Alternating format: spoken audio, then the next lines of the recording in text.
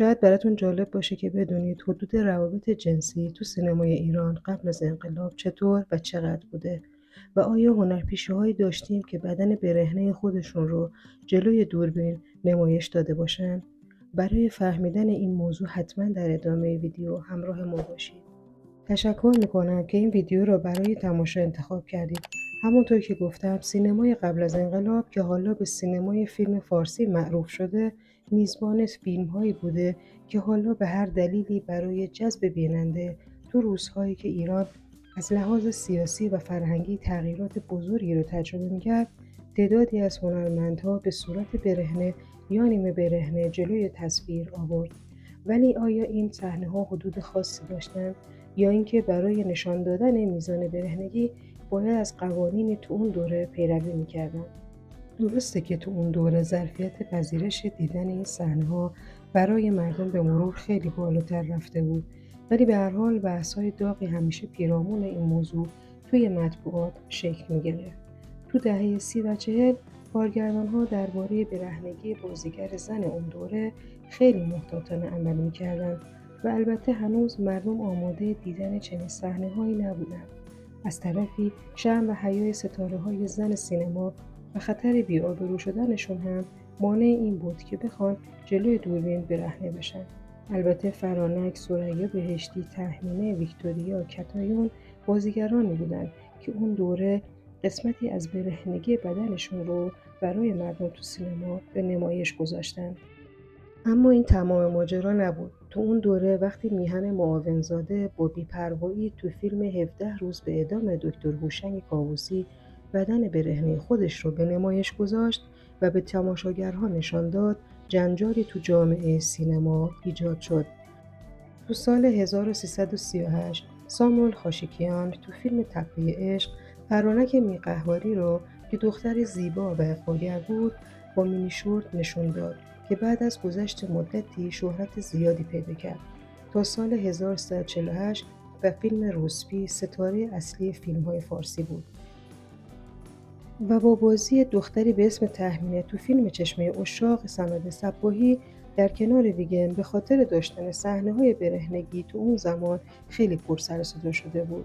تو اون دوره حتی به خاطر بازی تو نقش زن‌های برهنه بین بازیگران زن رقابتی هم به وجود آمده بود که این وسط رقابت بین ایران و تهمینه بر سر اینکه کدومشون برهنگی زیباتری دارن جنجالی به پا شد. و اما تو دهه 50 بود که حرکت جامعه به سمت مدرنیته شدن و شکافی که بین زندگی مدرن و سنتی به وجود آمد، سینما هم دچار تغییر و تحول عظیمی شد و رویکرد سینماگران نسبت به نشون دادن برهنگی ستاره‌های خانم تو اون فیلم‌ها کاملاً تغییر پیدا کرد. تو همین دهه بود که نمایش فیلم‌های نامناسب که برهنگی توشون به بالاترین حد خودش رسیده بود از کشورهای ایتالیا، آلمان، فرانسه، سوئد و آمریکا روی پرده سینما مردم اون دوره رو غافلگیر کرد. یه دفعه با تصویر تمام قد اندام برهنه ستاره‌های فرانسوی و آلمانی روبرو شدند. برای اونها این تصاویر رویایی و وسوسه‌انگیز بود و با زندگی واقعیشون کلی فاصله داشت. همین موضوع باعث استقبال مردم از این دست از فیلم‌ها شد و در نتیجه کارگردان‌ها و فیلمسازهای اون دوره رو به این فکر انداخت که آنها هم باید برای جذب بیننده‌های زیاد تو فیلم‌هاشون از برهنگی ستاره‌های سینما استفاده کنند، ولی به هر حال باید طور این کار رو انجام می‌دادن که با ذائقه مردم که به لحاظ فرهنگی تازه با این نوع از آثار داشتن آشنا می‌شدن هم سازگار باشه. توی این فیلم‌ها نمایش رابطه حول و محور زنان گوشتالو و فربه مثل مهوش صورت می‌گرفت و فقط برای جذب عقده‌گشایی جنسی بیننده چند تا سکانس بهش اختصاص داده می‌شد.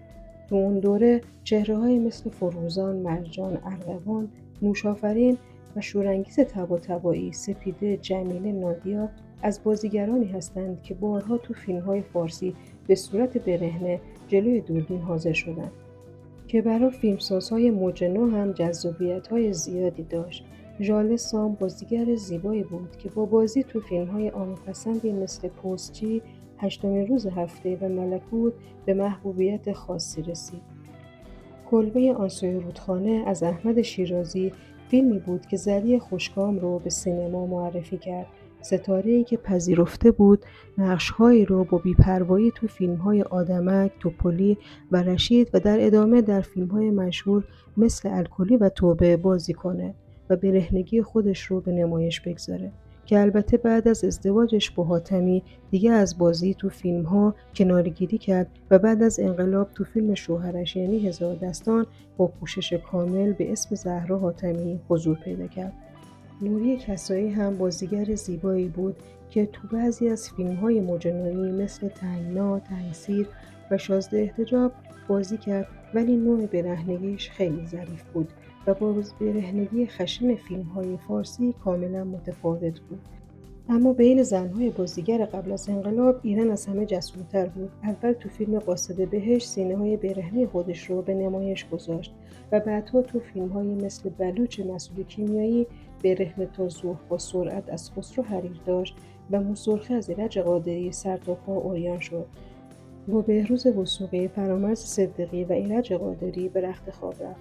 در ادامه گوگوش رو داشتیم که به لحاظ زیبای ظاهری و مدرنیته استایل مورد توجه کارگردان‌ها قرار گرفت، ولی حد برهنگی که داشت مورد قبول بیننده‌های حیز اون دوره نبود و کارگردان‌های اون دوره برهنگی بیشتری ازش می‌خواستند. او برای اولین بار با بیکینی تو فیلم پنجره جلال مقدم در کنار بهروز وثوقی ظاهر شد و بعدها تو فیلم طلوع مقابل دوربین برادران میناسیان برهنه شد و در فیلم امتداد شب صیاد با سعید کنگرانی مشغول عشقبازی شد. از این دست از صحنه‌ها تو فیلم‌های قبل از انقلاب کم نیست. مثلا رقص شهرزاد با آهنگ آی همومی تو صحنه حمام زنونه فیلم تختخواب 3 نفره نصرت کریمی هم یکی از همین صحنه‌هاست. نظر شما درباره این فیلم‌ها و فیلمسازهای اون دوره چیست؟